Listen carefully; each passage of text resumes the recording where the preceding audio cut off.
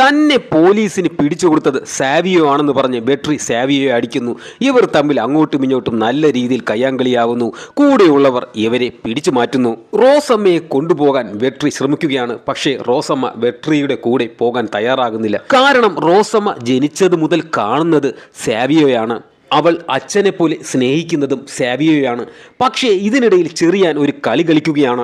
വെട്രിയും സാവിയോയും തമ്മിൽ Friday fight നൈറ്റിൽ ഒരു മാച്ച് വയ്ക്കാൻ.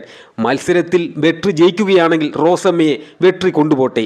അഥവാ വെട്രി ജയിച്ചില്ല എന്നുണ്ടെങ്കിൽ റോസമ്മയെ സാവിയോ തന്നെ വളർത്തട്ടെ. ചെറിയാന്റെ ലക്ഷ്യം ഇവന്മാരെ രണ്ടുപേരെയും തമ്മി തല്ലി കൊല്ലിപ്പിക്കുകയും അതുമാത്രമല്ല ഇവരുടെ റെസ്ലിംഗ് കമ്പനിയും പൊളിക്കുക എന്നുള്ളതുമായിരുന്നു. ഇതിനു പിന്നിൽ ചെറിയാൻ മാത്രമല്ലായിരുന്നു.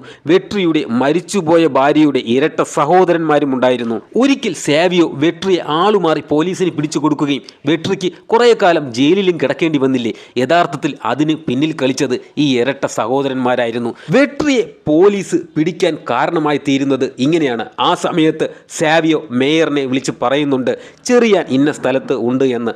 മേയർ ഉടനെ തന്നെ ഇരട്ട സഹോദരന്മാരെ വിളിച്ച് പറയുന്നു ഈ കാര്യം. ഇവർ ഈ കാര്യം ചെറിയാനെ വിളിച്ചറിയിക്കുകയാണ്. ചെറിയാൻ ഇവരുടെ ഒപ്പം ചേർന്ന് വെട്രിയെ കൊടുക്കാൻ വേണ്ടി സാവിയോ ആ സ്ഥലത്തെത്തുന്നതിന് മുമ്പ് തന്നെ വെട്രിയെ അവിടെ എത്തിക്കുന്നു.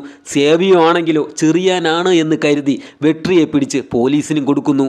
അതായത് വെട്രിയെ കുടുക്കിയത് ആ ഇരട്ട സഹോദരന്മാരും മേയറും ചെറിയാനും കൂടിയായിരുന്നു. പക്ഷേ ഇതൊന്നും അറിയാതെ വെട്രി സാവിയോവുമായി ഫ്രൈഡേ ഫൈറ്റ് നൈറ്റിൽ ഫൈറ്റ് ചെയ്യാൻ തയ്യാറാവുകയാണ്. അതിനു മുമ്പ് വെട്രി തൻ്റെ മകളെ കാണാൻ തയ്യാറാകുന്നു. പക്ഷേ വെട്രിയെ കാണുമ്പോൾ അവൾക്ക് പേടിയാണ് തോന്നുന്നത്. ഇതുകൂടിയാകുമ്പോൾ വെട്രിക്ക് വല്ലാത്ത ദേഷ്യം വരുന്നു. ഇതിനെ തുടർന്ന് വെട്രി ഫ്രൈഡേ ഫൈറ്റ് നൈറ്റ് നടക്കുന്ന സ്ഥലത്ത് നേരത്തെ എത്തുകയാണ്.